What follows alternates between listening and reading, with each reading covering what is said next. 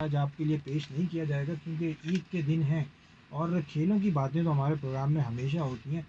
लेकिन आज ईद उल अज़हा के हवाले से कुछ गुफ्तगू करेंगे और ईद उल अज़हा में यकीनन आपने जो है वो एंजॉय किया होगा और 2 दिन आपके बड़े अच्छे गुजरे होंगे और उम्मीद यही है कि तीसरा दिन भी आपका बहुत अच्छा जाएगा माशाल्लाह से। और बारबेक्यू कहीं हो रहा होगा, कहीं जो है वो जनाब कढ़ाई की तैयारी हो रही होगी, कहीं जो है वो टिक्के बन रहे होंगे। तो बिल्कुल इस हवाले से आज बात करेंगे और हमारे साथ जो है वो प्रोफेशनल शेफ़ शमा राशिद भी मौजूद हैं, उनसे भी आज गुफ्तगू का आगाज़ करेंगे। थोड़ा सा इनका तारुफ मैं करा दूं कि कराची वुमेन एंटरप्रेन्योर्स के नाम से जो है वो एक ऑर्गेनाइजेशन है जिसकी ये फाउंडर हैं, सोशल वर्कर हैं, इसके अलावा इवेंट मैनेजमेंट भी बहुत अच्छी करती हैं और प्रोफेशनल शेफ़ हैं। खाने पीने के हवाले से हम बात करेंगे क्योंकि हम लोग स्पोर्ट्स मैन हैं, ज़्यादा खा नहीं सकते, इतना ही खाना चाहिए जितना जो है वो हज़म कर सकें। और कहीं कहीं ऐसा लगता है कि हमारे मुल्क में भी लोग इतना खाना खाना नहीं चाहते, अपनी लिमिट से ज़्यादा वो खाना चाहते हैं, तो इस पे हमें अब कंट्रोल करना होगा। शमा, सबसे पहले आपको खुशामदीद कहेंगे, अस्सलाम वालेकुम। वालेकुम अस्सलाम, कैसे हैं आप? ठीक हैं? जी, मैं बिल्कुल ठीक-ठाक हूँ, मैंने ज़्यादा खाना नहीं खाया इसलिए मैं बिल्कुल ठीक हूँ, आप बताइए? अल्हम्दुलिल्लाह मैं भी ठीक हूँ। अच्छा, मैं समझता हूँ कि जो बकरीद का त्यौहार होता तो मर्दों के लिहाज से उनका काम ज़्यादा होता है, लेकिन ख़वातीन का काम भी कम नहीं होता क्योंकि बिल्कुल, मैनेजमेंट का जो इशू होता है। किचन तो ज़ाहिर है ख़वातीन ने सँभाला जी, हुआ होता है ना उस बिल्कुल, टाइम पे। बिल्कुल। हाँ, किचन भी सँभालना होता है और उसके बाद जो मेहमान आ रहे फिर होते हैं। दावतें और ये सब चीज़ें चल रही होती जी, हैं, सही बात है। इसको मैनेज करना बड़ा मुश्किल होता है। तो बकरीद पे सबसे पहले आप अपनी मसरूफ़ियात बताइए कि ईद उल अज़हा पे जो है वो कैसी मसरूफ़ियात आपकी रहती हैं और क्या-क्या आपकी जो है प्रेफ़रेंस रहती है कि क्या पकाया जाए, क्या खिलाया जाए लोगों को? तो उस हवाले से थोड़ा-सा बताएँ।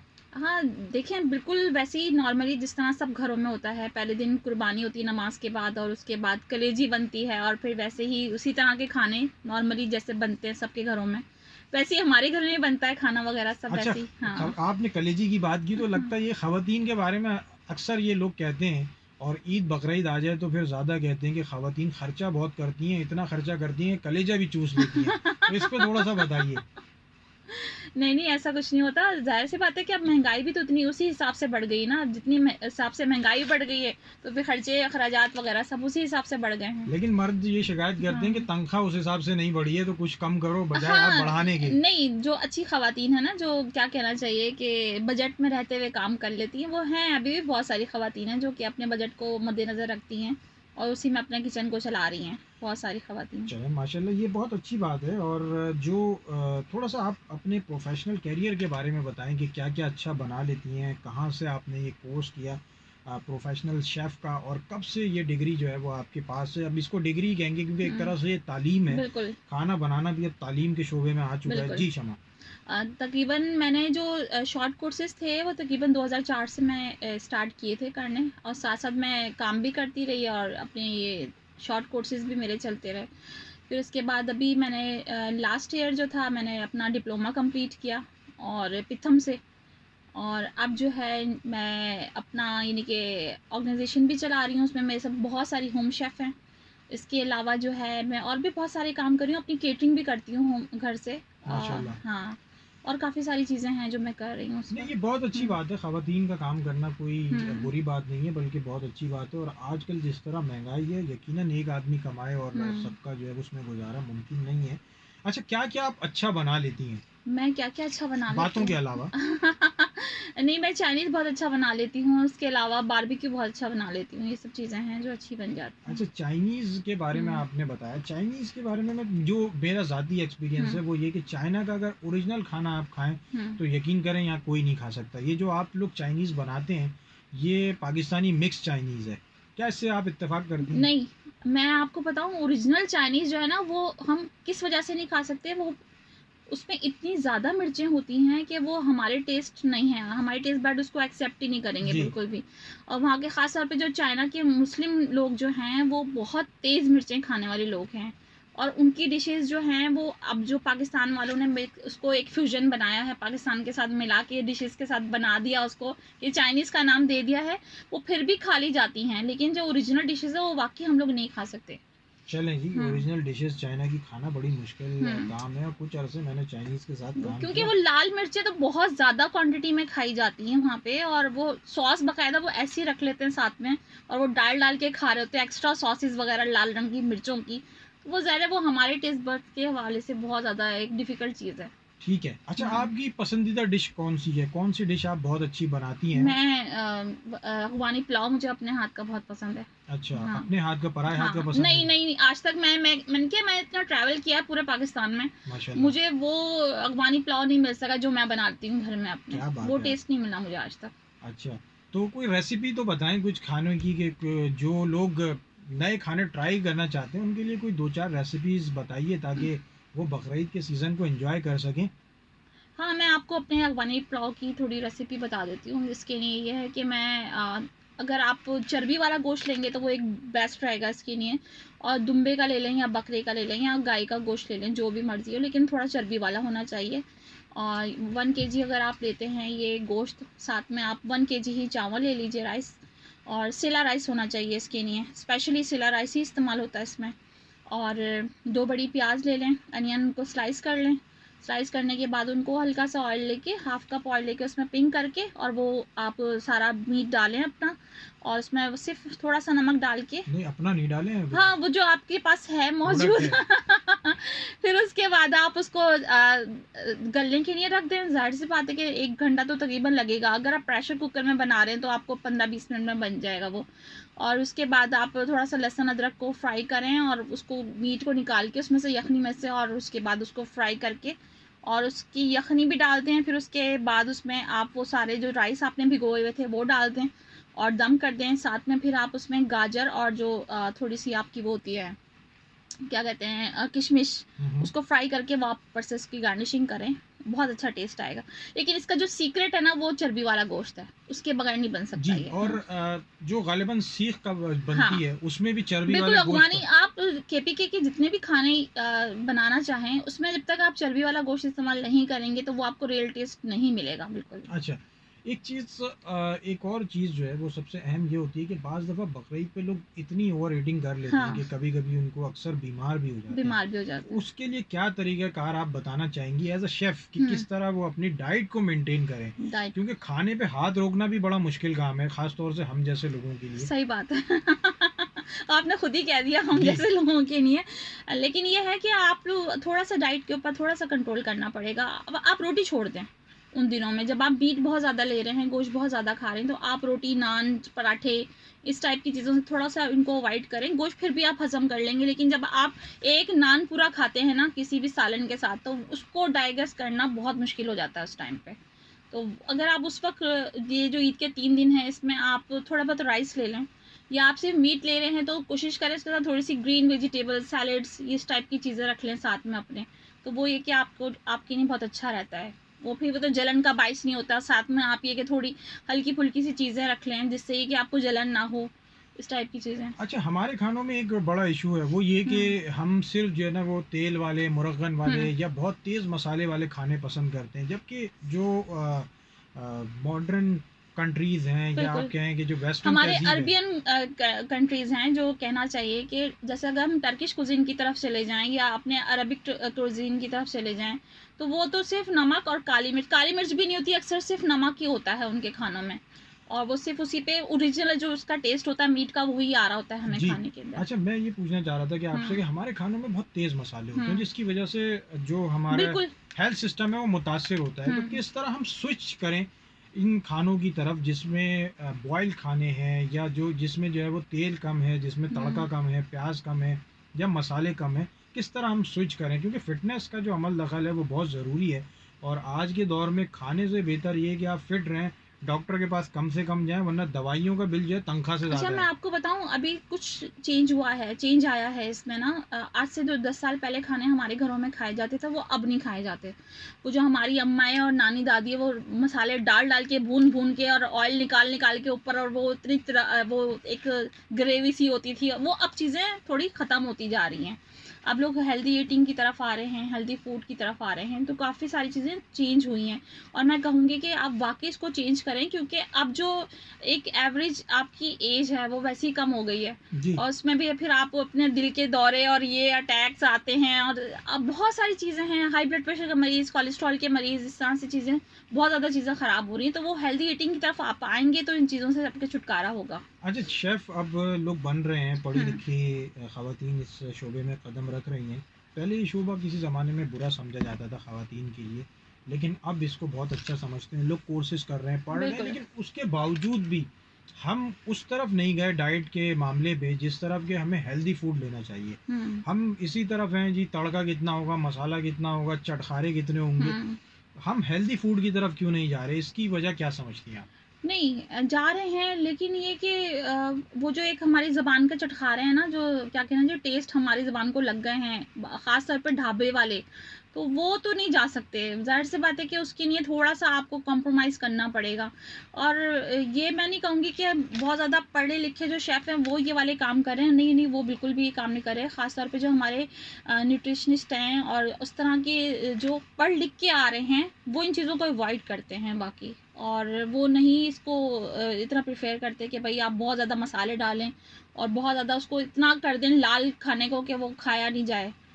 ठीक है। हुँ। चलें जी, शमा राशि से गुफ्तगू जारी रहेगी। इस वक़्त एक ज़बरदस्त सा ट्रैक जो है वो प्रोग्राम में शामिल करते हैं, उसके बाद मज़ीद बातचीत का सिलसिला जारी रहेगा। क्या प्रोग्राम कैसा लग रहा है, बिल्कुल आप अपनी राय का इज़हार जो है वो बज़रिया एसएमएस कर सकते हैं जी।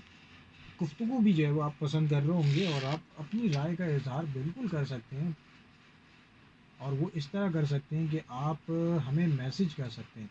अच्छा जी, तो बातचीत का सिलसिला हमारा आपके साथ बिल्कुल जुड़ा हुआ है, और ये सेव हो भी रहा है या नहीं हुआ? हमारी जारी है शमा राशिद के साथ, और बातें जो है वो बहुत सारी यकीनन हमने करनी है। अच्छा, कुछ कराची वुमेन एंटरप्रेन्योर्स के हवाले से बात करेंगे। कब आपने ये बनाया फोरम, और किस तरह इसको आप रन कर रही हैं, कौन लोग आपके साथ हैं, और कैसे काम कर रही हैं कराची में ख़वातीन की बेहतरी के लिए? तकरीबन 3 साल से मैं ये काम कर रही थी ऑलरेडी। और मतलब कि मीडिया पे भी ख़वातीन को भेजना, उनके लिए इवेंट्स भी लेकर आना, हम्म। और बहुत सारी चीज़ें थी जो हम लोग कर रहे थे। फिर पिछले साल मुझे बाकायदा मैंने सोचा कि इसको एक ऑर्गेनाइजेशन की शक्ल देनी चाहिए, क्योंकि काम तो हम लोग ऑर्गेनाइजेशन वाला ही कर रहे थे। जी तो जी। पिछले साल फिर हमने KWE बनाया, कराची वुमेन एंटरप्रेन्योर्स, और फिर हमने इसकी बाकायदा हमने इसकी लॉन्च की। और लॉन्च करने के बाद फिर हमने इसके ऊपर प्रॉपर तरीके से काम शुरू किया। तो अल्हम्दुलिल्लाह अभी 1 साल नहीं हुआ है हमें। पिछले साल हमने सितंबर में इसको बाकायदा। रुक जाएगा। क्या हो गया? कुछ भी नहीं करना है आपने, ये रिकॉर्डिंग साइड हो गई, अब करें। चलो जी जनाब, ट्रैक आपने एंजॉय किया, और यकीनन बहुत सारी बातें हमने करनी है शमा से, और ये प्रोग्राम भी आप पसंद कर रहे होंगे, गुफ्तगू भी आप जो है वो एंजॉय कर रहे होंगे। इसमें नई चीज़ें बहुत सारी आपको सुनने को मिलेंगी। तो कराची वुमेन एंटरप्रेन्योर्स के हवाले से सवाल करते हैं, क्योंकि ये उसकी फाउंडर हैं, और कराची में ख़वातीन की बेहतरी के लिए काम कर रही हैं। तो किस तरह आपने इसका आगाज़ किया, कैसे ख्याल आया कि ख़वातीन की बेहतरी के लिए प्लेटफॉर्म बनाया जाए, और इसके तहत क्या क्या प्रोजेक्ट्स अब तक आपने शुरू किए हैं? अच्छा, मैं तकरीबन 3-4 साल से इस पे काम कर रही थी ऑलरेडी, और ख़वातीन के लिए काम कर रही थी। और बहुत सारी मेरे पास ख़वातीन थी, मेरे व्हाट्सएप ग्रुप थे। फिर लास्ट ईयर सितंबर में मुझे ख़्याल आया कि यार इसको पूरा ना प्रॉपर तरीके से लॉन्च करना चाहिए। ज़ाहिर ऑर्गेनाइजेशन का ही काम हम लोग कर रहे हैं, तो ज़ाहिर सी बात है एक नाम होना चाहिए कि भाई एक ऑर्गेनाइजेशन है जो कि काम कर रही है। फिर हमने KWE की बुनियाद रखी 7 सितंबर को लास्ट ईयर, और हमने बाकायदा इसको लॉन्च किया।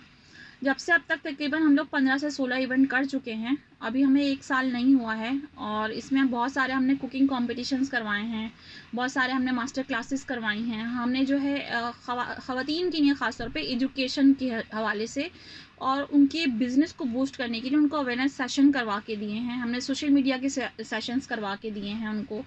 काफ़ी सारी चीज़ें जो हम लोग करवाते रहते हैं, हर महीने तकरीबन 1 से 2 हमारे इवेंट होते हैं जो कि हम लोग करवा रहे होते हैं उन ख़वातीन के लिए। उनको बिज़नेस भी हम लोगों ने ऑर्डर्स वगैरह करवा के देना, क्योंकि बेसिकली मेरे पास ज़्यादातर जो हैं वो होम शेफ़्स हैं, जो घरों से ख़वातीन ख़ास तौर पे कुकिंग का काम कर रही हैं, खाने पकाने का काम कर रही हैं। उन ख़वातीन वो ज़्यादा हैं मेरे पास। उसके अलावा होम बेकर्स मेरे पास बहुत सारे हैं।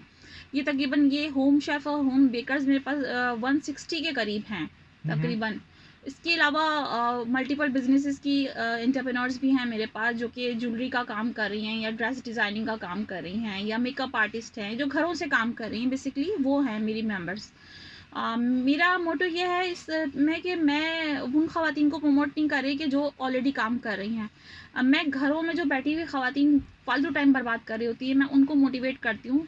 कोशिश करती हूँ कि वो आएँ और वो फिर अपने ऐसा कोई काम करें जिससे वो अपने घर को भी थोड़ा सपोर्ट कर सकें और माशरे में एक अच्छा अपना यानी कि रोल प्ले कर सकें। अच्छा, ये बड़ी आपने ख़तरनाक बात की कि जो है ना ख़वातीन का घर में बैठना बिल्कुल, वो भी फालतू, हाँ, तो वो या तो बच्चों के सर में दर्द गॉसिपिंग करता वो है। ज़्यादा हो रही होती है या फिर जी। वो उल्टी-सीधे चक्करों में ज़्यादा पड़ी हुई होती हैं वो ख़वातीन। नहीं देखिए। मतलब ये कि आप पड़ोस की ज़्यादा खबर होती है अपने घर से ज़्यादा उनको। जी, ये एक हाँ, बड़ा मसला है कि आप अपनी ज़िंदगी छोड़ के दूसरे की ख़बर हाँ। गिरी ज़्यादा आपके रखते पास हैं। इतना फालतू टाइम होता है कि आप दूसरों की ज़िंदगी में भी टांग इनके घुसा रहे होते हैं कि बस आप क्या है, क्या इस घर में ये हो रहा है, उसके ज़िंदगी में ये हो रहा है। तो बेहतर है कि अच्छा, ये असर कहीं ख़वातीन ने ड्रामों से तो नहीं लिया? इंडियन ड्रामों से तो ये खबर असर तो ज़ाहिर-सी नहीं आया? बात है, आप अच्छा, वहीं देखिए से ना आया है। 2000 में जब ये इंडियन चैनल स्टार्ट हुए तो उसके बाद से तो फिर हमारा माहौल ही एकदम से चेंज हो गया ना।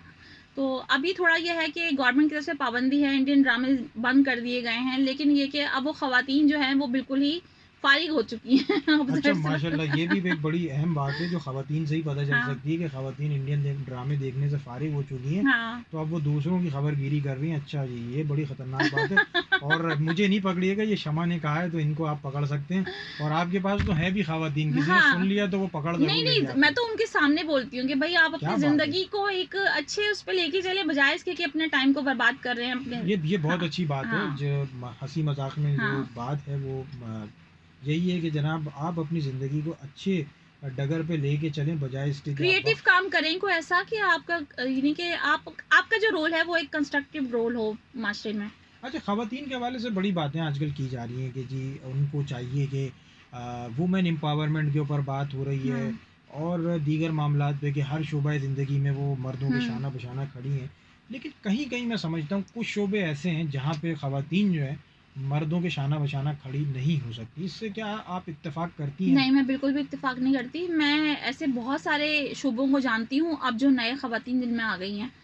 कि हर जगह पर ये हर शोबे के अंदर है। ख़ास तौर पे जो हम लोगों के आपने शायद सुना भी हो एसडीजीज़ जो 17 गोल्स हम लोगों के पास हैं इस वक़्त जी, जी, मिले जी। उसमें एक मेन जो है वुमेन एम्पावरमेंट का है। सस्टेनेबल डेवलपमेंट बिल्कुल, प्रोग्राम। बिल्कुल, जी। बिल्कुल। तो उसमें ज़ाहिर सी बात है एक जो आपको गोल दिया गया है वो है वुमेन एम्पावरमेंट का। तो आपको वैसे ही अपनी और हमारे पाकिस्तान की अगर आप पॉपुलेशन देखें तो वैसे ही 52% जो ख़वातीन हो चुकी हैं। जी। मर्दों की तो वैसे ही कम हो गए हैं 48% रह गए अच्छा, हैं। इस रेशो में थोड़ा-सा हाँ, इख्तिलाफ है। कहीं हाँ। लोग कहते हैं कि जी मर्द ज़्यादा हैं, कहीं कहा जाता है कि तो वो ख़वातीन ज़्यादा ज़ाहिर-सी हैं। बात है कि अभी तक मर्दमशुमारी तो प्रॉपर तरीके से हुई नहीं है, लेकिन ये कि ये अंदाज़े ही लगाए जा रहे हैं कि जी, भई जी। ये 52% हो गई हैं ख़वातीन। हाँ, अगर ज़्यादा हो जाएँ हाँ, तो फिर बहुत ज़्यादा जो है वो लोग परेशान भी हो जाते हैं कि यार हाँ। इतनी औरतों के बीच में जो है ना कोई बात करना मुश्किल हो जाता है।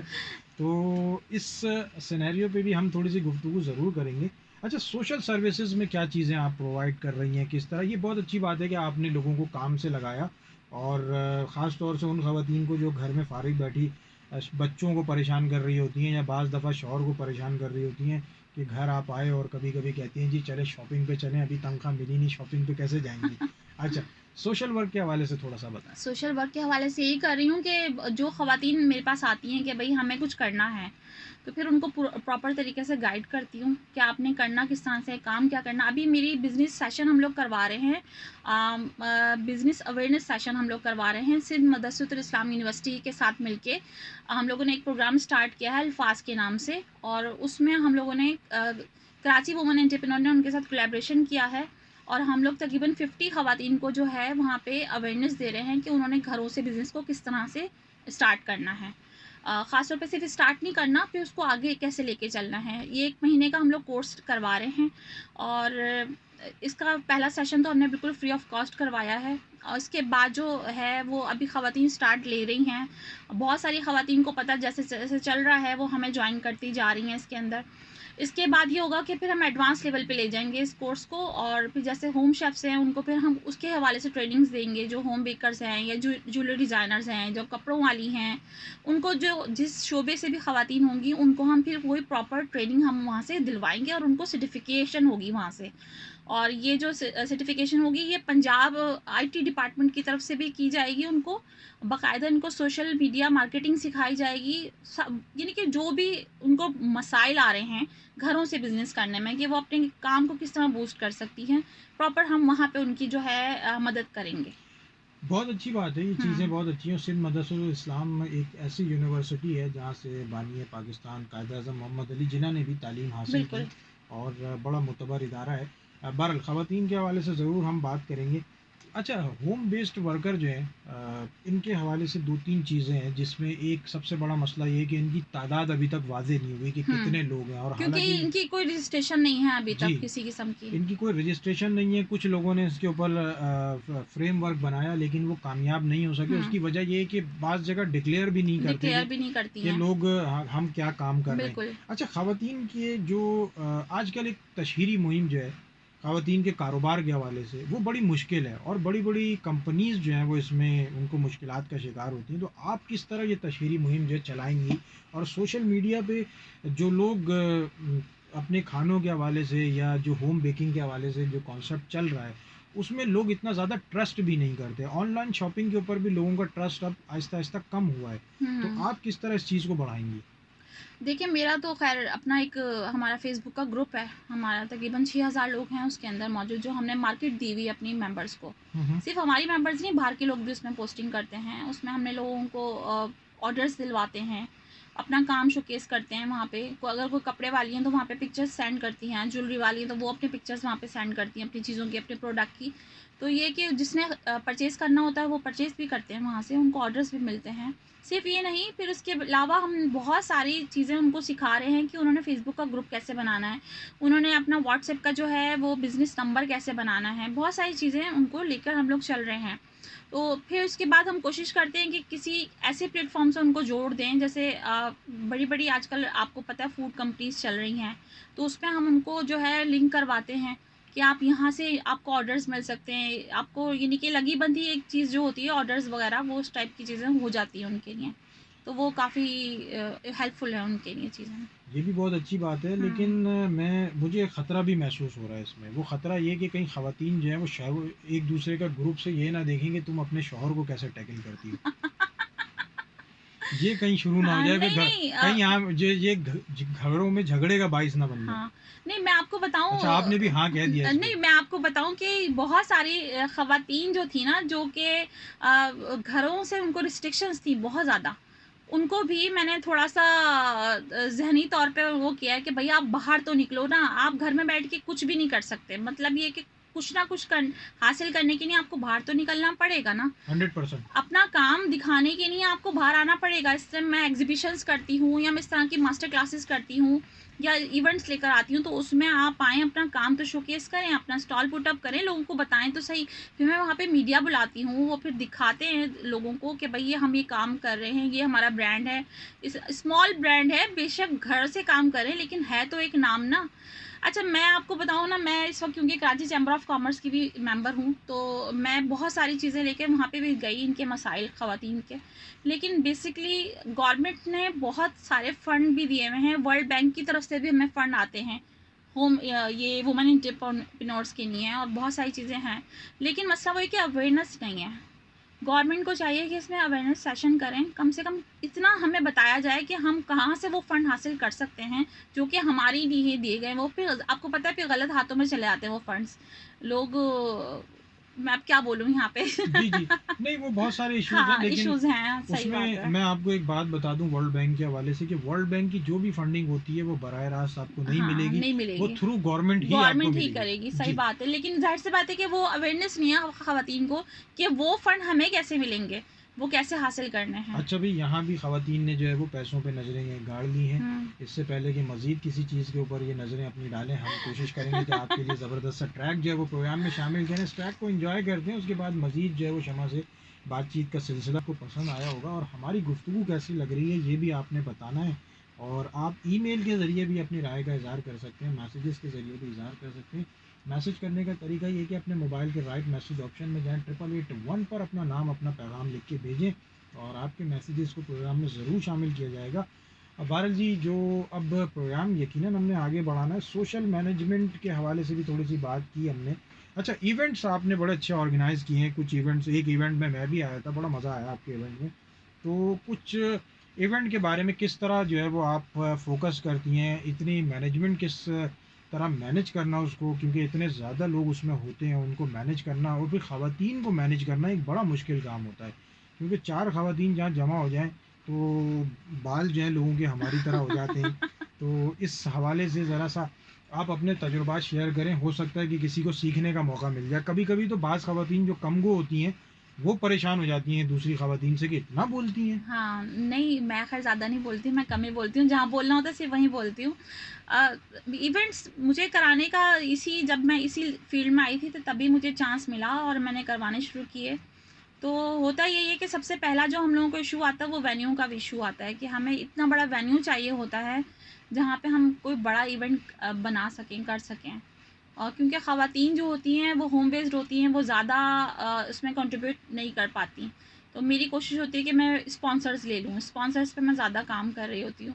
डोनेशन वाला काम मुझे पसंद नहीं है, तो मैं वो करती भी नहीं हूँ कि मैं लोगों से चंदा मांगती फिरूँ कि हाँ भाई हम वुमेन एम्पावरमेंट पे काम कर रहे हैं तो हमें चंदा दें आप, नहीं, या वो इस तरह मुनासिब भी नहीं की। है। वो मुनासिब भी नहीं और आप लगता फिर कुछ। उसमें कितने लोगों को अप्रोच हाँ, करेंगी? सही बात स्पॉन्सर्स तो है। एक सर्टेन लिमिट आपको देता है बिल्कुल, बजट की। मैं उनको एक चीज़ दे रही होती हूँ कि भई आपको हम इस तरह से कवरेज देंगे, आपका ज़ाहिर-सी बात है पूरी माइलेज देंगे तो आप हमें ये कर के दें। जी। पूरी उनके साथ हम लोग एमओयू साइन करते हैं, फिर उसके बाद ही हम लोग कोई स्पॉन्सर हमें मिलता है।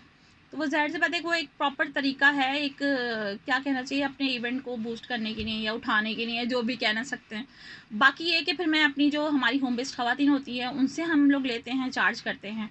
कि ज़ाहिर-सी बात है कि हम आपको मीडिया स्टॉल पे चार्जेस। बिल्कुल स्टॉल चार्जेज़ होते हैं या जो भी कह सकते हैं। अगर कुकिंग कॉम्पिटिशन है तो उसमें हम उनके चार्जेज़ लेते हैं। थोड़े होते हैं, ज़्यादा नहीं होते कि हम लोग हज़ारों रुपए ले रहे हों।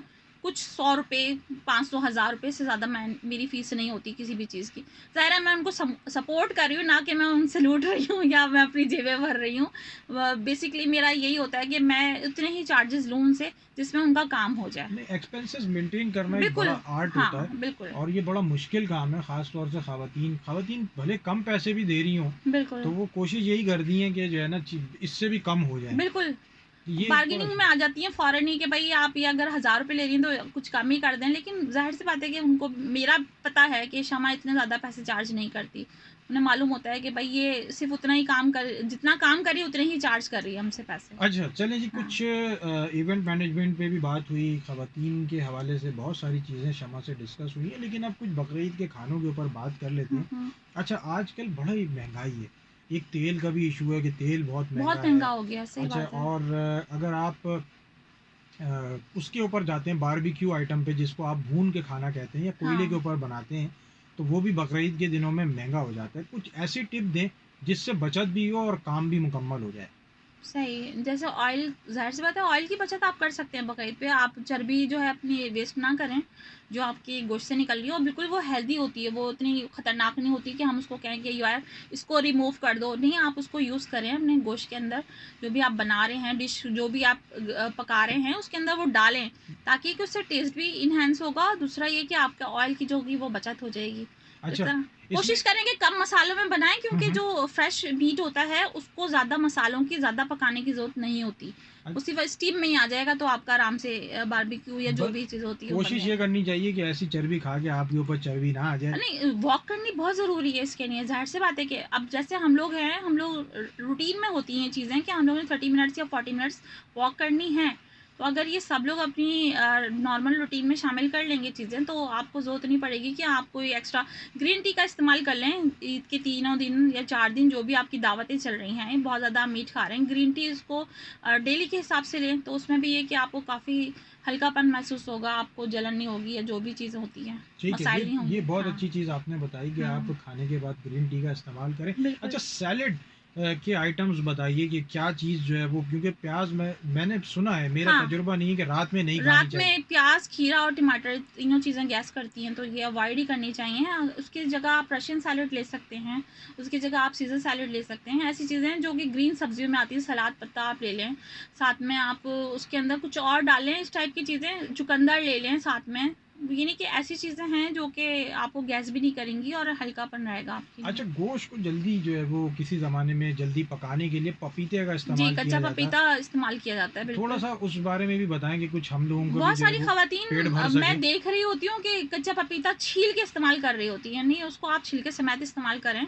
छिलके समेत उसको, बल्कि आप ईद से 1-2 दिन पहले मंगा के उसको अच्छी तरह से वॉश करें, उसके छोटे-छोटे पीस करें, छिलके समेत उसको पीस के आप उसके पेस्ट के या तो पैकेट बना के फ्रीज़ कर लें, या फिर आप उनकी बॉटल्स भर के फ्रिज में रख लें। तो वो आपके आराम से जब भी आपको गोश्त गलाने की ज़रूरत हो, आप आधा घंटा पहले उसमें से 2 से 3 टेबल स्पून अपने जो आपकी डिश है उसमें ऐड करें और उसको मैरिनेशन में रखें, और आपको आराम से ज़रूरत नहीं पड़ेगी फिर। अच्छा, क्या-क्या चीज़ें जो है वो आपकी क़ुव्वत मदाफ़ियत बढ़ाती हैं? ख़ास तौर से बकरीद पे जब आप बहुत ज़्यादा गोश्त खा लेते हैं तो इंसान जो है सुस्त हो जाता है। सुस्त हो जाता है, सही। उसकी वजह ये है कि गाय जो है वो एक बेसिकली सुस्त जानवर है। अल्लाह ताला ने उसे दूध देने के लिए पैदा किया है, लेकिन लोग जो है वो बड़े मज़े का बारबेक्यू और बड़ी चीज़ें जो है वो खूब, क्या कहना चाहिए कि लपेट-लपेट के खाते हैं, तो बिल्कुल। उससे बहुत ज़्यादा जब बोझलपन इंसान की तबीयत में आता है तो वो उसको सुस्त करता है, और जब आप सुस्त होते हैं तो आप बीमारी की तरफ जाते हैं। बिल्कुल। उससे कैसे बचा जाए? भई आप उस वक़्त ग्रीन टी लें, कोई कहवे होते हैं बहुत अच्छे-अच्छे से, अदरक का कहवा लें साथ में, तो उससे ये कि आपका जो क्या कहना चाहिए हज़म करने की सलाहियत बहुत बढ़ जाती है, मेटाबॉलिज़्म जो है वो अच्छा काम करना शुरू कर देता है। और बहुत सारी चीज़ें हैं जो कि आप उसको सैलेड, ख़ास तौर पे ग्रीन सैलेड लें, तो वो फिर वो भारीपन नहीं रहता, फिर आपके लिए कि कोई भी खाना होगा वो आप उसको डाइजेस्ट कर सकते हैं आराम से। अच्छा, आपने नमकीन खानों की बहुत सारी बातें की, मीठे में क्या अच्छा बनाती हैं आप? मीठे में मैं क्या अच्छा बनाती हूँ, मैं शाही टुकड़े बहुत अच्छे बनाती क्या हूँ। बात है! और ये मेरी वालिदा की रेसिपी है और मैं हमेशा उसी को फ़ॉलो करती हूँ हमेशा, यानी कि ये मेरी, यानी कि इस फ़ील्ड से ताल्लुक़ नहीं है, मेरी ख़ानदानी रेसिपी है, उसी को मैं फ़ॉलो करती हूँ, तो बहुत अच्छे बनते अच्छा, हैं। ये होता है कि कुछ ख़वातीन जो हैं, अपनी बेटियों को इस तरह ट्रेन करती हैं कि जो खाने वो बिल्कुल, पकाती हैं, वो अपनी एक तरह से कहना चाहिए कि विरासत में भी मिल जाते हैं बिल्कुल, कुछ। बिल्कुल। अच्छा, कुछ अपनी डिशेज़ के नाम बताएँ जो बहुत अच्छे-अच्छे आप बनाती हैं, और उनकी रेसिपी थोड़ी-सी बता दीजिए, ताकि सुनने वालों को कोई नई चीज़ जो है वो मिल सके। और ऐसा भी, जो मेरे कुछ तजुर्बात ऐसे हैं कि बहुत से लोग ऐसे भी होंगे शहर के अंदर जो सिर्फ़ लड़के-लड़के रह रहे होंगे, सही। क्योंकि वो अपनी फैमिली तक नहीं जा सके होंगे। आजकल हुँ, ड्यूटीज़ बड़ी टफ़ हैं बिल्कुल। और जॉब्स के बड़े इश्यूज़ हैं। तो हुँ। वो लोग भी जो है ईज़िली कुकिंग कर सकें, अगर उनको कहीं से कुर्बानी का गोश्त मैसर आता है तो। सही। मैं आपको एक बहुत ईज़ी रेसिपी बताती हूँ, चपली कबाब की। जी, जो कि बिल्कुल डिफरेंट है और आमतौर पे लोग इसको इस्तेमाल में नहीं लेकर आते हैं। मैं क्या करती हूँ कि जितना भी हमारा कीमा या गोश्त जो भी होता है उसको चॉपर में डालें आप, साथ में थोड़ी-सी चर्बी भी ऐड करें उसके साथ, और उसके अंदर फिर आप 1 टमाटर ले लें। अगर आपका 1 केजी आप ले रहे हैं कीमा, तो आप साथ में उसमें 1 टमाटर ले लें, 1 बड़ा प्याज़ ले लें, और साथ में हरा धनिया, पुदीना 1 कप ले लें उसके पत्ते, और 2 हरी मिर्चें ले लें, अदरक लहसुन का पेस्ट डाल लें। साथ में जो है आप उसमें उसका मकई का आटा या भुना हुआ बेसन जो होता है वो तकरीबन 3 से 4 टेबल स्पून डाल लें। साथ में आप 1 एग शामिल करें और चॉपर को चला लें बहुत बिल्कुल बारीक। जब वो हो जाए तो आप उसको निकालें। अगर मिलाना हो उसमें थोड़ा सा अनारदाना तो मिलाएं, वरना फिर आप उसकी टिक्कियाँ सी बना के और उसको आप फ्राई कर लें। तो वो बहुत ईजी रेसिपी है। इसको हम कच्चे कीमे की कबाब भी बोलते हैं, चप्पल कबाब भी बोलते हैं, जो भी चीज़ है, लेकिन ये बहुत टेस्टी रेसिपी है और इसको कोई भी ट्राई कर सकता है आराम से घर में। एक और बता दें। एक और बता दूँ? जी, हाँ, मैं एक ईद वाले दिन एक ख़ास डिश बनाती हूँ, भुना गोश्त इसको कहते हैं।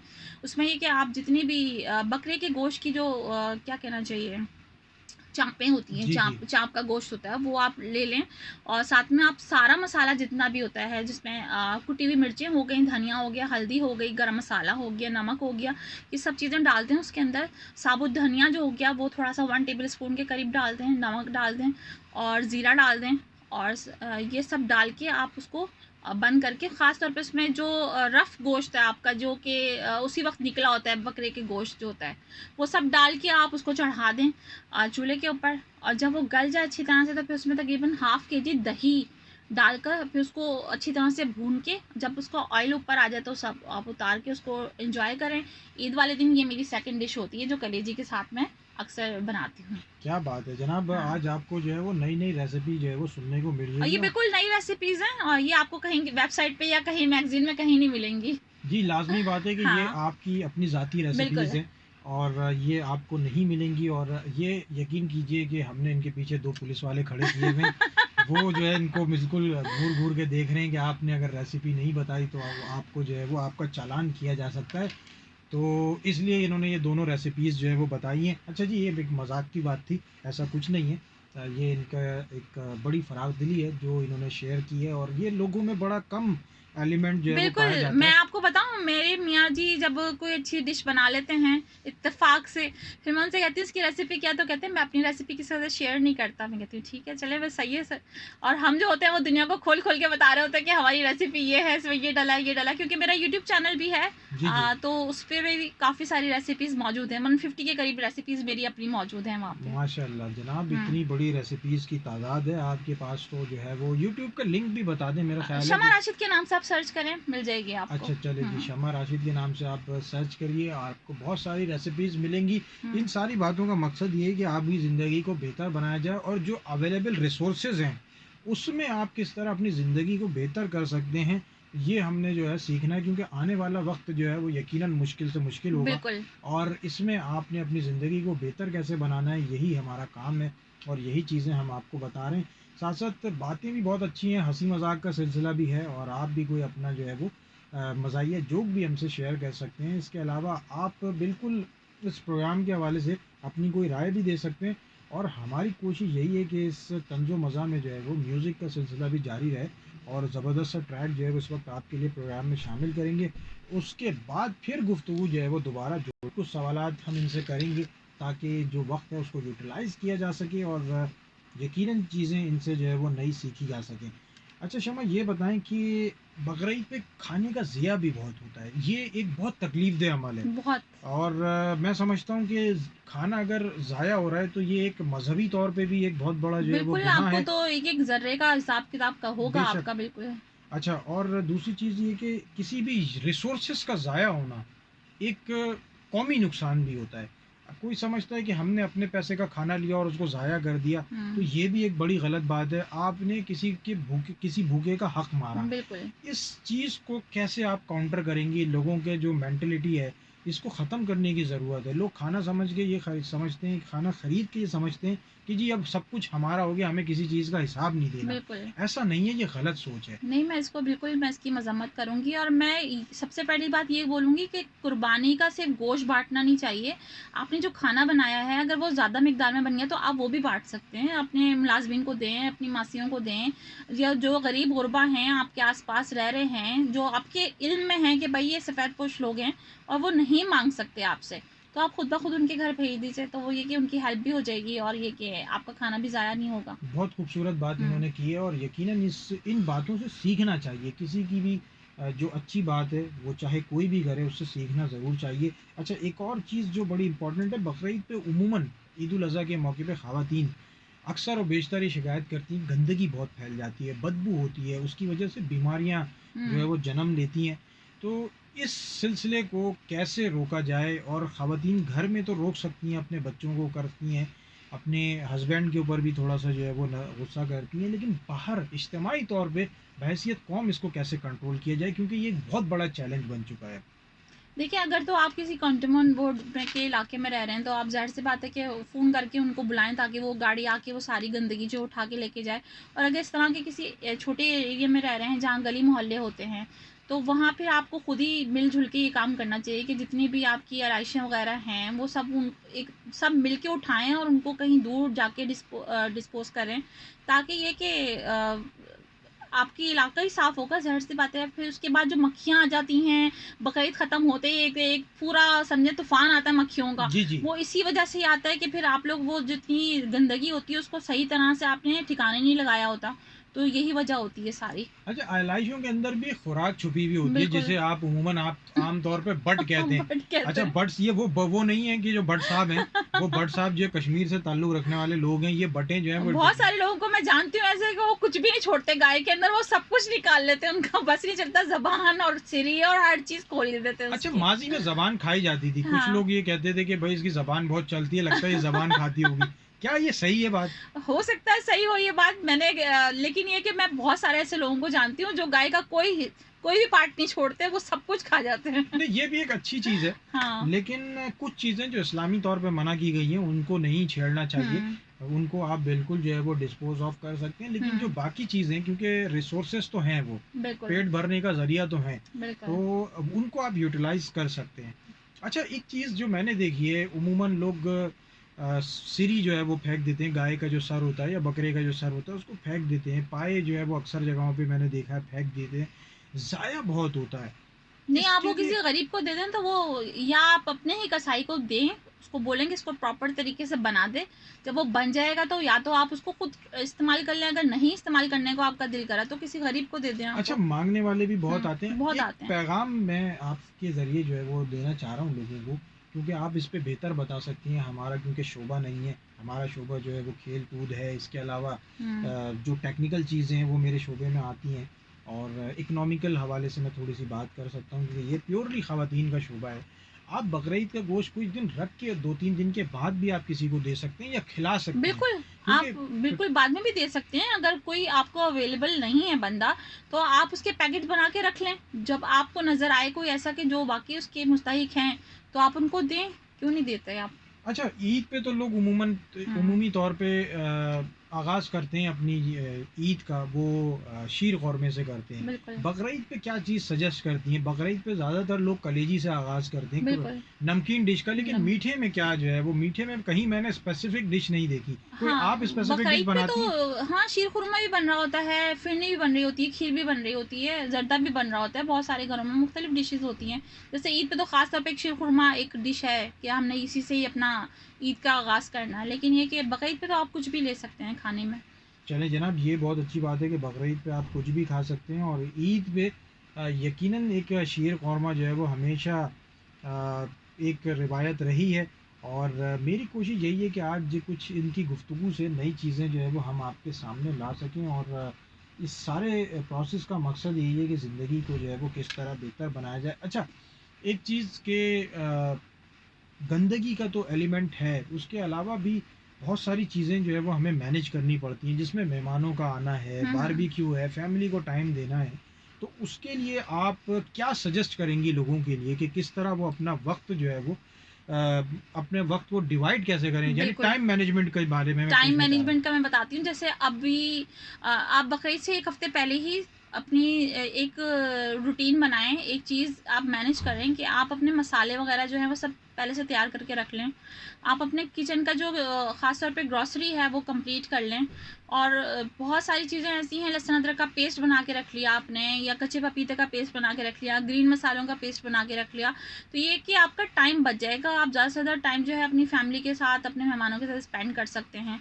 और बहुत सारी चीज़ें ऐसी हैं जो कि आप पहले से अगर उनकी तैयारी करके रख लें तो ये कि आपका टाइम ज़ाया नहीं होगा, और ना आप थकेंगे ईद वाले दिन, क्योंकि ऑलरेडी गोश्त को काटना, बनाना, फिर डिस्ट्रीब्यूट करना, उसमें वैसे ही ख़वातीन काफ़ी ज़्यादा थक जाती हैं। तो उसमें कि अगर आप पहले से अपने किचन के आधे काम कर लेंगे तो उससे ही कि आपका टाइम मैनेज हो जाएगा। जी, टाइम मैनेजमेंट जो है वो हुँ। एक बहुत बड़ा आर्ट है। और अच्छा,